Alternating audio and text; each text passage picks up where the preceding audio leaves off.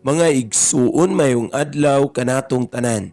Karon adlaw na usab nga Lunes, pitsa 31 sa bulan sa Hulyo sa tuig 2023. Sa ngalan sa Amahan, sa Anak, ug sa Espiritu Santo. Amen.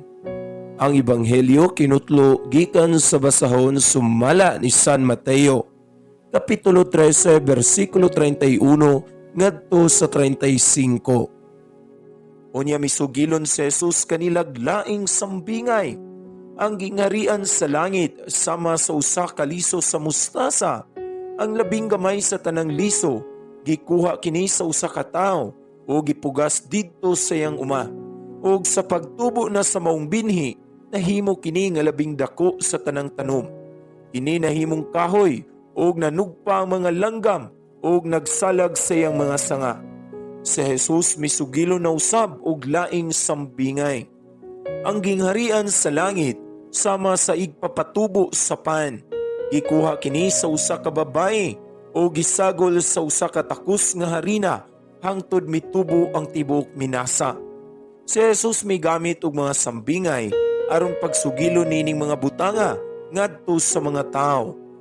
Wala siya'y gisulti kanila bisag unsa kundili pinaagig sambingay. Gihimo niya kini aron matuman ang gingon sa propeta, "Mugamit akog mga sambingay kun magsulti ako kanila. Suginlan ko silag mga butang nga wala pahibalui sukad mabuhat ang kalibutan." Mga igsuon, ang Ebanghelyo sa Ginoo. Daigon ikaw, O Kristo. Dalaygong Amahan, salamat sa pagpukaw kanako sa matag adlaw. Sa matag bukas sa akong mga mata sa kabuntagon, gihatag nimo kanako ang imong gasa sa kinabuhi. Dinuyugan sa bag-ong paglaom o grasya nga nakita pa nako ang pagsubang sa adlaw. Sa dili pa nako sugdan ang akong adlaw sa panikay-sikay, pasaylua in taon ako. Langit nung Amahan, sa akong mga sala, hatagi ako sa imong kaluoy ug pasaylo. Giyahi ako ug tagay ako sa saktong kaalam sa tanan nakong gimbuhaton.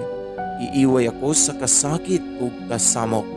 Tabangi intawon ako nga makita ang kalibutan pinaagi sa imong matang maluluyon ug tuguti nga mahimong panalangin karon sa imong katawhan. Tuktuka ang ilang dughan ug buligi sa imong gugma ug grasya. Sa ngalan ni Jesus, akong giampo ang tanan. Amen.